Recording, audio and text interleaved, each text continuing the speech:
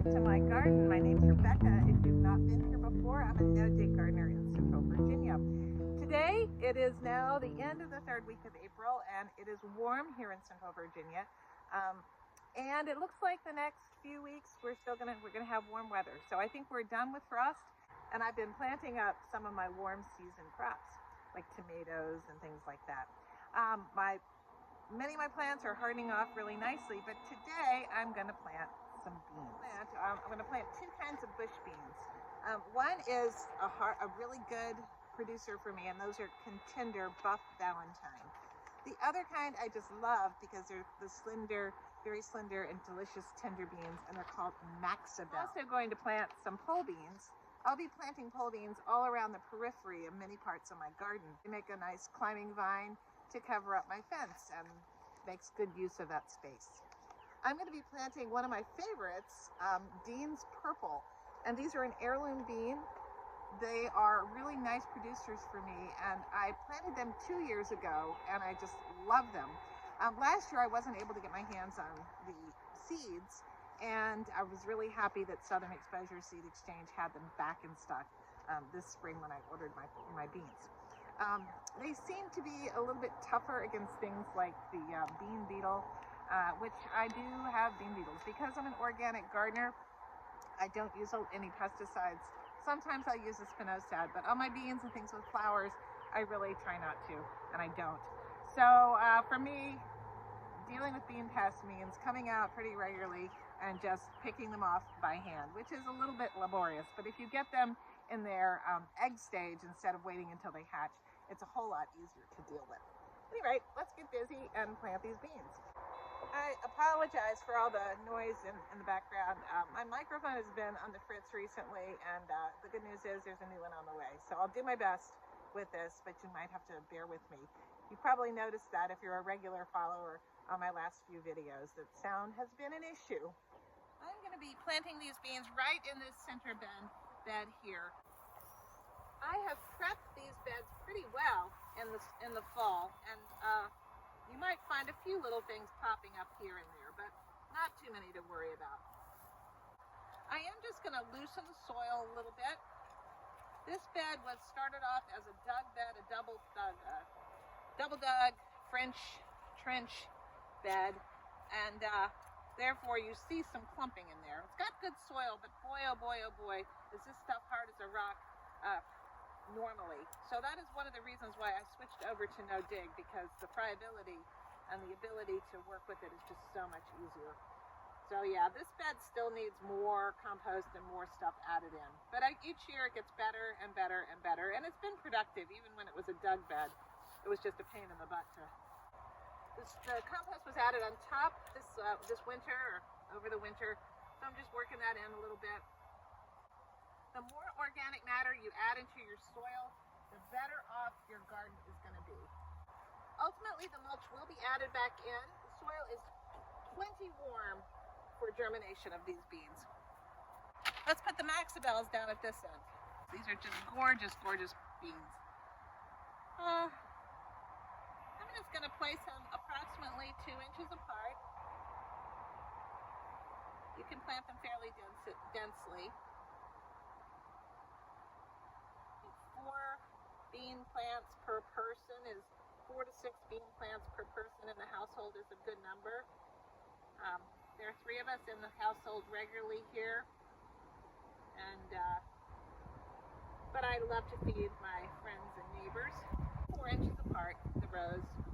So that's roughly 20 plants. So let's see, that's good for about 4 to 5 people. Let's do one more row of the Maxibels. Maxibel. Sometimes I have issues with birds coming in and picking them up. Sometimes I have slugs that like to eat. I've done some slug treatment in my garden already. I do use an organic iron phosphate to deal with slugs. Okay, I think I'll start from the other side and put contenders over on the other side. The contender beans, and I'm going to put about 4 to 6 plants per person in the household. The thing about bush beans is they are all going to come in about at the same time.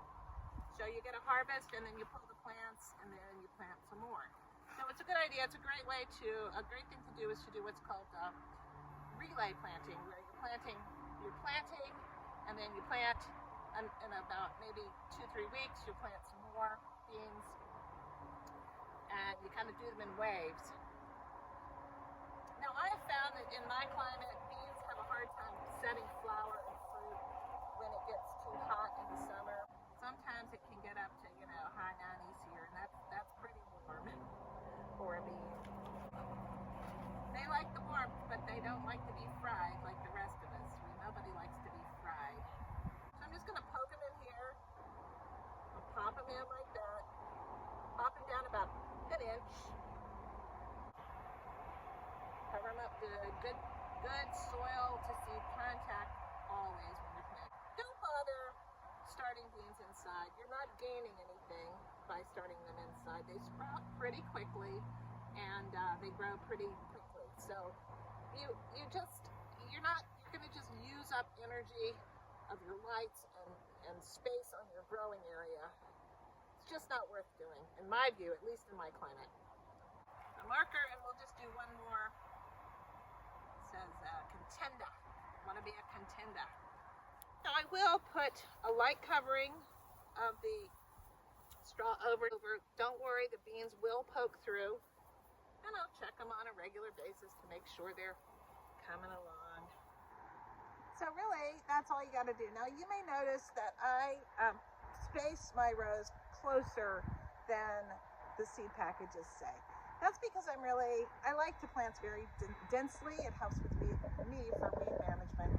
I garden on a small enough scale that I can really pay attention to pests and issues that come along. And I'm not planting a whole garden full of beans, just some little patches here and there. These should sprout in about 5 to 10 days. I would say 5 days is more the norm, personally, in my experience for beans. And then, you just water them like anything else. As they grow, the leaves will cover over the ground area, but I will keep this area mulched even so. Always mulched. All right, I'm going to go ahead and plant the pole beans, and I do it exactly the same way, except I just do it along the fence line. Again, these are Dean's purple pole beans, and I'm going to plant them right here. Now, I have other things growing. I have in this I have just planted some chard, and that will grow up. Loosening this up a little. The difference between pole beans and bush beans is that, well, one grows up a pole and grows tall, and the other grows down lower to the ground. So what difference does it make? Well, pole beans are a vine, and they're just going to keep producing their beans over the course of the whole summer, and they will last for the whole summer. So you can come off and pull off a few beans here and there. But if you're looking to do canning or freezing of beans, you either need to have a whole lot of pole beans, or you should be growing bush beans, because they harvest all at once over about a 2-week period of time. All right, so that job is done. I'm going to go ahead and put in a few more of the Dean's purple beans, pole beans, along that fence line. And hopefully, within another week or two, we'll start seeing some beans pop up. I hope your garden's growing well, and I hope you're well too. If you haven't already subscribed, please consider doing so. I love my subscribers. I'm enjoying people from all over the world through this little tiny channel of mine. Definitely give a like, and do me a favor.